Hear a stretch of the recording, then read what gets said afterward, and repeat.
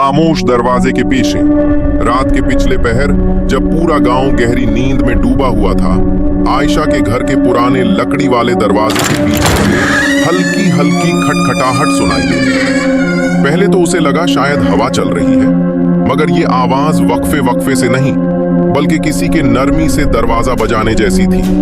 खट खट खट। आयशा ने डरते हुए दरवाजे की तरफ देखा।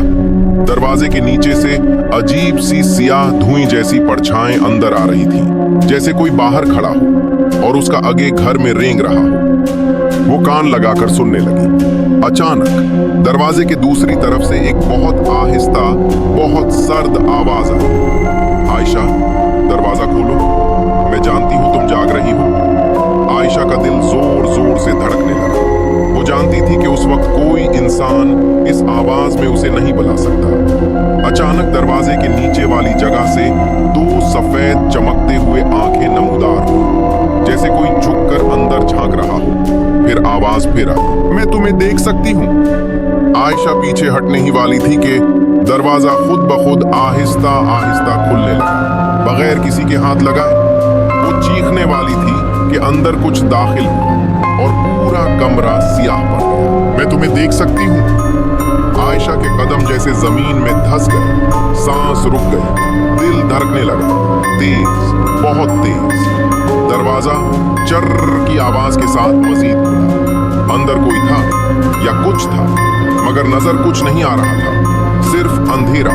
फिर ठंडी हवा का एक झोंका कमरे में फैला, इतना ठंडा कि आयशा की सांस जम गई। वो पीछे हटने ही लगी थी कि अचानक एक दुबकी हुई आवाज आई, ऐसी जैसे कोई बहुत करीब हो, बिल्कुल उसके कान के पास। आयशा, तुमने दरवाजा क्यों खोला?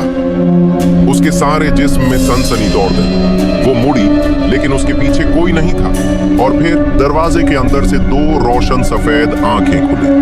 हवा रुक गई, कमरा सियाह से भी ज्यादा काला हो गया और जमीन हल्की सी लरजने लगी, जैसे कोई भारी चीज अंदर से बाहर आ रही है। आयशा ने चीखने के लिए मुंह खोला, मगर उसकी आवाज किसी ने दबा दी। आयशा की आंखें सफेद रोशनी में झुलस रही थी। वो कदम पीछे हटती रही, मगर जमीन की लर्जिश उसे अंदर खींच रही थी। दो रोशन सफेद आंखें अब इतनी करीब थीं कि उसकी रूह कांप उठी। आयशा ने एक बार चीखने की कोशिश की, मगर उसकी आवाज उसके गले में फंस गई, जैसे किसी ने उसे जिंदा ही निगल लिया हो। कमरे में खामोशी छा गई, लेकिन एक मध्यम सरसराहट उसके कानों में गूंज रही थी।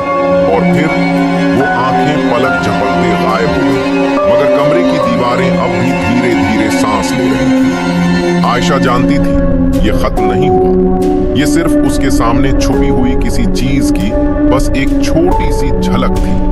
अब वो जान चुकी थी, दरवाजे के पीछे कुछ जिंदा है और ये हमेशा देख रहा है।